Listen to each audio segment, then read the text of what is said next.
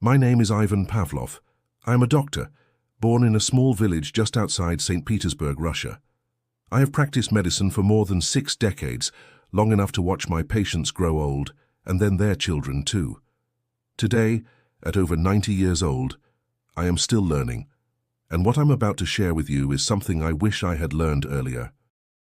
You see, when I turned 60, I started to feel something strange in my body.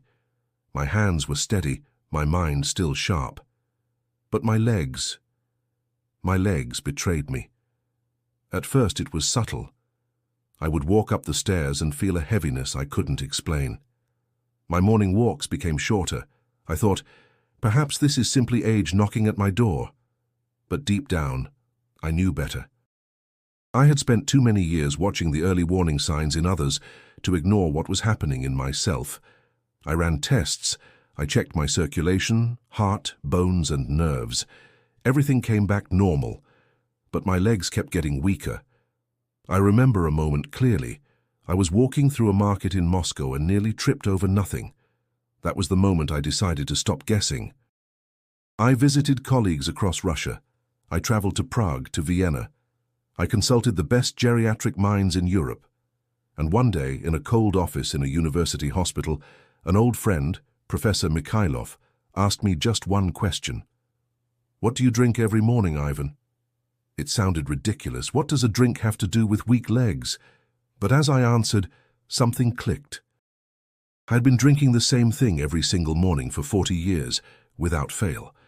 Just like millions of people around the world. I always thought it gave me energy, clarity, even comfort. But what if that drink was actually draining the very strength I needed most? So I stopped. I removed it completely from my morning routine, and to my surprise, within days, my legs felt lighter, more stable. It was as if I had taken off invisible weights. What I discovered after that changed not only my own life, but the lives of thousands of patients I've worked with since, especially those over 60. Now, I must say this very clearly. I'm not trying to scare you, I'm trying to warn you, because the beverage I'm referring to is one you likely enjoy every day. And it may be weakening your legs much faster than you realize. No, it's not soda. It's not alcohol. It's something far more accepted, far more loved, and far more misunderstood. And for those of us over 60, our bodies simply can't handle it the way we once could. I'll reveal exactly what it is in a moment. But first, I want to make sure you understand why this matters so much. Losing leg strength is not just about inconvenience. It's not just about balance or walking speed. It's about independence. When your legs weaken, everything becomes harder. Getting out of bed, climbing into a car, going to the bathroom at night. It steals your freedom slowly, almost invisibly. That's why I am telling you this today. Because if you're listening to me now and you're over 60, you deserve to walk freely, live fully, and keep your strength as long as possible. You deserve to know the truth about what you're drinking and how it may be harming you in just 48 hours. The beverage I stopped drinking after 60 was coffee. Yes, coffee. The same dark liquid that millions of people reach for every morning. The same drink I once believed helped me start my day. But after decades of observation, study, and personal experience, I can say with full conviction, for older adults, coffee can be far more harmful than we ever imagined. Let me explain why. When you drink coffee, you're not just getting caffeine. You're also getting compounds like tannins, acidity, and most importantly, a dehydrating force that strips your body of key minerals. This matters because your muscles, especially those in your legs, rely on delicate balances of magnesium, potassium, and calcium to function. After 60, your body already struggles to absorb these minerals efficiently. Your gut becomes less effective. Your kidneys more sensitive. Your bones begin to leach minerals into your bloodstream. Then you add coffee, a drink that amplifies mineral loss. And what happens? Your muscles weaken, not suddenly, but quietly, silently, until you notice you can't stand up from the couch as easily, or you avoid stairs because they feel steeper, or worse, you fall. I've seen it hundreds of times. Years ago, I conducted a small observational study in my clinic. We followed 25 patients between ages 65 and 80 who drank coffee daily. We tracked their leg strength, balance, and muscle tone. Then, we asked half of them to stop drinking coffee for just 2 weeks, while the others continued. The results were remarkable. Those who stopped drinking coffee saw measurable improvements in balance and leg responsiveness, some in as little as 5 days. The others, who kept drinking, experienced a continued decline. This wasn't a controlled lab study. It was real life, real people. And it confirmed what I had already suspected. Coffee was working against their aging bodies. Now, this doesn't mean coffee is poison. It means that after 60, your physiology changes, and what once gave you energy now steals your strength. The biggest issue, in my opinion, is magnesium depletion. Caffeine acts as a diuretic, causing your body to flush out water, and with it, magnesium. But magnesium is critical for muscle contraction, flexibility, and recovery. When levels drop, your legs feel stiff, heavy, and cramp-prone. And yet no one talks about this. Everywhere you look, coffee is celebrated. Heart healthy, full of antioxidants, brain boosting. But those benefits rarely apply to seniors. They are based on studies of people in their 30s and 40s, not those navigating life after retirement. And let me be clear, it's not just the caffeine. Even decaf coffee, when consumed regularly, contains the same acid load and similar levels of tannins, both of which interfere with mineral absorption and muscle hydration. The difference may be slower, but the effect remains. I used to think I needed coffee to wake up, but what I really needed was stable blood sugar, proper hydration, and micronutrients that support muscle integrity. Coffee covered the symptoms of fatigue, while quietly accelerating the decline of my legs. Looking back, it seems obvious. But when you do something every day for 40 years, you stop questioning it. You think it's harmless. You trust it. That trust almost cost me my mobility. If you're over 60 and still drinking coffee every morning, I ask you this. How do your legs feel lately? Are you as steady as you used to be? Are you sleeping without cramps? Can you walk long distances without needing a rest? If not, maybe the answer isn't more pills or therapy. Maybe it's sitting quietly in your cup. After I stopped drinking coffee, I had to find something else. Not just a replacement for the taste, but something that would support my body, not sabotage it. I didn't want a quick jolt of energy anymore. I wanted stability. I wanted clarity without the crash, strength without the sacrifice. So I turned to something simple, something ancient. In the Russian countryside where I grew up, my grandmother used to start each morning with a cup of warm water and lemon. It wasn't fancy, but it woke up the digestive system, rehydrated the body, and gently stimulated circulation without stress. That became my new morning ritual. Some mornings, I would alternate with light barley tea, popular in Eastern Europe and parts of Asia.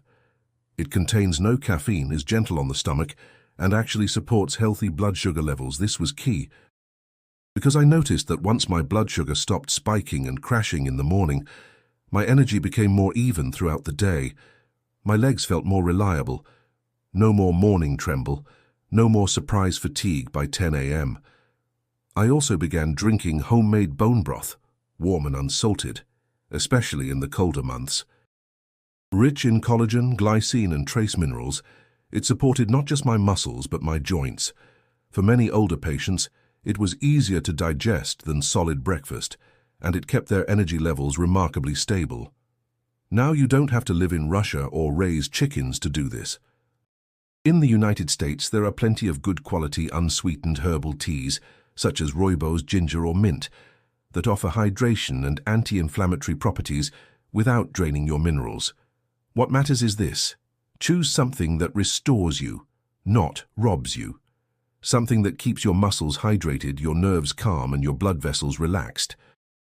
When I started recommending this change to my older patients, they were skeptical at first. But doctor, they would say, coffee is the only thing that gets me moving in the morning. And I would reply, that's exactly the problem. It pushes you to move when your body is asking for recovery. It forces, rather than supports. Once they made the switch, even just for a week, most of them noticed something: less morning tension in the legs, fewer nighttime cramps, better bathroom balance, more control on stairs. And do you know what else they noticed? Fewer naps. Why? Because they weren't riding the roller coaster of caffeine highs and lows. Their body was finding its own rhythm again. I also began adding a pinch of sea salt and a splash of lemon juice to my morning water, a combination that gently replenishes electrolytes. It's inexpensive, safe, and shockingly effective. For many of my patients, that one habit helped with leg strength more than any medication. Here's what I tell people today. Don't just remove what's harmful. Add what heals. Your body is still capable of strength, balance, and renewal, but you must give it the tools. And at our age, we don't need stimulation. We need support. You can still enjoy life's flavors. You can still feel awake. But when you shift from habit to healing, from stimulation to nourishment, your body thanks you with steadier steps and stronger legs. And that is something no cup of coffee ever gave me. People often ask me, Dr. Pavlov, how long does it take to notice a difference? They expect me to say weeks, maybe a month. But the truth surprises most of them. When you stop drinking coffee after 60, your body responds in just 48 hours. Sometimes less. That's what I call the 48-hour rule. Let me explain why this happens so quickly. When you remove caffeine, especially from a body that's already mineral deficient, your kidneys begin to retain magnesium, potassium, and sodium more efficiently. Your hydration improves, your blood vessels relax, and your muscle fibers begin receiving the nutrients they've been starved of for years. It's not magic. It's physiology catching up once the interference is gone. I've seen this pattern over and over. One patient of mine, a retired carpenter named Leonid, had been struggling with leg cramps at night for months. He had tried supplements, creams, even physical therapy. Nothing worked. I asked him to stop drinking coffee completely, just for 2 days. By the second night, his legs were quiet. He was sleeping through the night for the first time in weeks. At first, he thought it was coincidence, so he tested it again. Back on coffee, cramps returned. Off again, legs relaxed. Simple, repeatable, clear. This isn't just anecdote. Modern studies have begun confirming what we Russian physicians have observed for decades. Caffeine accelerates magnesium excretion through urine. Magnesium, in turn, regulates neuromuscular signals. When you lose it, your muscles misfire, tighten, or fatigue quickly. But it's not just about cramps. Many people over 60 describe a strange, heavy sensation in their legs. Not pain exactly, but a kind of internal drag, as if they're walking through water. That feeling, too, often fades within 48 to 72 hours of quitting coffee, because the muscles begin firing in better rhythm. The internal fluid balance stabilizes, and the nerves stop overreacting to every signal. There's another reason the 48-hour window matters. After 60, our recovery time increases. Injuries take longer to heal, muscles take longer to respond. But when we remove the stressors, like daily caffeine, we give the body a break from the constant strain. It's like turning down the noise in a crowded room. Suddenly everything becomes clearer, calmer, stronger. Now let me be clear, the first 48 hours aren't always comfortable. Some people feel tired, others get mild headaches. That's withdrawal. It's natural. But those symptoms pass quickly, and what comes next is worth it. The reward is not just less fatigue, but more leg confidence, that's what I call it. The ability to trust your own legs when you rise from a chair, when you reach for something high, when you walk down the steps without gripping the railing like your life depends on it. And it starts with just 48 hours. Some of my American patients created small challenges for themselves. 2 days without coffee, they'd say, just to try. Most never went back. Not because I forced them, but because they liked how they felt. That's the power of a simple pause, a reset. You don't need new medications. You don't need complicated diets. You just need to give your legs a chance to speak, to tell you what they really need. And often they just need you to stop pouring stress into your bloodstream every morning. So if you're still unsure, let me ask you this. Are you willing to go 48 hours to find out how strong your legs can truly feel? Because sometimes all it takes is 2 days to remember what steady feels like. If you've stayed with me until now, thank you. It tells me you care about your health, your strength, and your future. And as someone who has lived more than 90 years, I can tell you, Those three things are worth protecting. I want to leave you with something simple, a message I share with every patient, young or old. You are never too old to get stronger, but you must stop doing what weakens you. Coffee may seem small, a harmless pleasure, a routine, but for the aging body it is not harmless. It is a slow drain on your mineral reserves, your muscle performance and your independence. And once you feel that drain, you start to make quiet compromises. Fewer walks, shorter outings, extra naps, skipped steps. That's how decline begins. Not with pain, but with avoidance. But here's the good news. It's reversible. You can stop. You can restore. You can rebuild. If you're over 60, I urge you, pause the coffee just for a few days. Give your body a chance to surprise you. You might discover energy you thought was lost, stability you didn't know you could get back. And don't stop there. Start listening more closely to what your body tells you. Are your legs restless at night? That's not just age. Do your knees wobble after standing up? That's not just wear and tear. Is your walking speed slowing more than you expect? That's not just getting old. These are messages, signals. Your body is talking.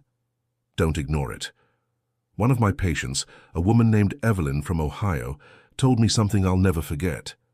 After giving up coffee and making just a few changes, she said, "I feel like I got 5 years back. Not just in my legs, but in my confidence." She didn't need a cane anymore. She returned to her morning walks. Her posture improved, all because she gave her body what it needed and took away what it didn't. Now, I'm not saying coffee is the only culprit in your health story, but I am saying this. It is one of the most common and most underestimated stressors on the older body. And it is entirely within your control. You have a choice every morning with every sip. And if you're thinking, "But doctor, I enjoy it," it's my comfort, I understand. Truly I do. I loved it too. But then I loved walking even more. I loved my balance. I loved standing at my garden without worrying about my knees, and I chose that love instead. So I leave you with this. Do you want to feel steadier when you stand? Do you want to sleep without cramps? Do you want to walk with your grandchildren without fear? Then take back control, one cup at a time, one morning at a time. You don't need to be perfect. You just need to be intentional. Replace coffee with hydration. Replace routine with awareness. Replace weakness with strength. At 90, I still walk unaided. I still treat patients. I still stand with purpose. And that didn't happen by chance. It happened by choice. My name is Dr. Ivan Pavlov. I am Russia's oldest living doctor. And my legs are strong not because of luck, but because I stopped pouring weakness into them every morning. Now it's your turn.